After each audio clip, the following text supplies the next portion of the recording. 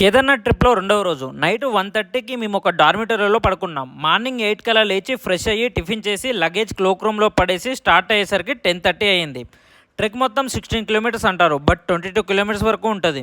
నేను ముందే ఫిక్స్ అయ్యా కంప్లీట్గా ట్రెక్ చేయాలని. స్టార్ట్ అయిన 5 మినిట్స్కే అర్థమైంది గుర్రాలతో జాగ్రత్తగా ఉండాలని.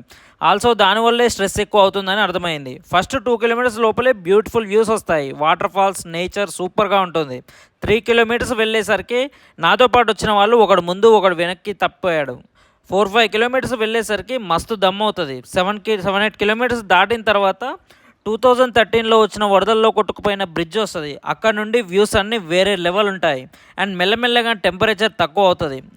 మెల్లమెల్లగా ఆక్సిజన్ లెవెల్స్ కూడా తక్కువ అవుతూ ఉంటాయి. ఈవినింగ్ అవుతుంది. మొత్తం ఒక 10-11 కిలోమీటర్స్ వచ్చాం. చీకటి అవుతుంది. సో కష్టం అని చెప్పి అక్కడ నుండి గుర్రం ఒకటి మాట్లాడుకొని వెళ్ళాం. టెంపుల్ ఒక 2 కిలోమీటర్స్ ఉంది, అక్కడ దించేశారు.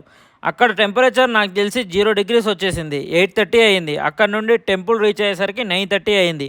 అక్కడికి వెళ్ళిన తర్వాత రూమ్ ఒకటి మాట్లాడుకున్నాం. సింగిల్ రూమ్ 6,000 ఛార్జ్ చేశారు. పడుకునేసరికి మళ్ళీ నైట్ అయింది. టికెట్స్ ఛార్జెస్ కామెంట్స్ చేయండి, రిప్లై ఇస్తాను.